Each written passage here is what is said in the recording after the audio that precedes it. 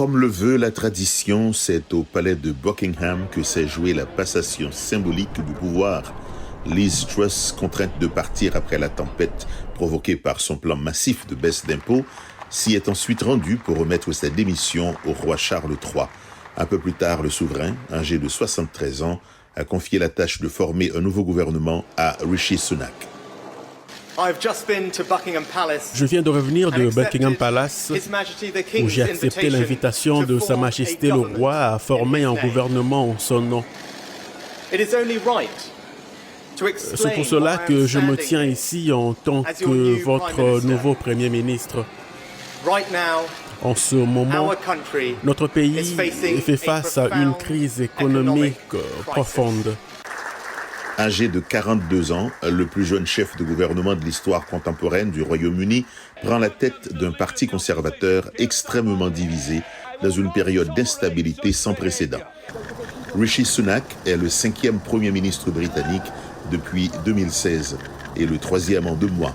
Il prend les rênes d'un pays confronté à une inflation qui dépasse les 10%. Les prix de l'énergie, comme ceux de l'alimentation, s'envolent. Le risque d'une récession plane.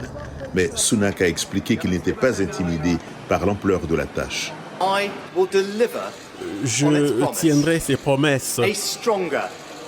Un système de santé plus fort, de meilleures écoles, des rues plus sûres, le contrôle de nos frontières, la protection de notre environnement, le soutien de nos propres forces, la construction d'une économie qui saisit les opportunités du Brexit, où les entreprises investissent, innovent et créent des emplois.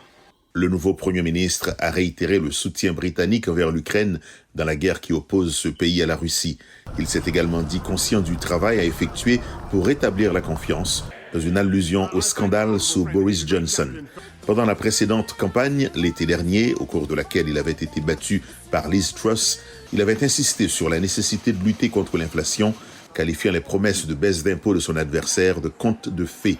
Sur l'immigration, il avait dit soutenir le projet controversé et pour l'heure bloqué d'envoyer au Rwanda les migrants arrivés illégalement au Royaume-Uni.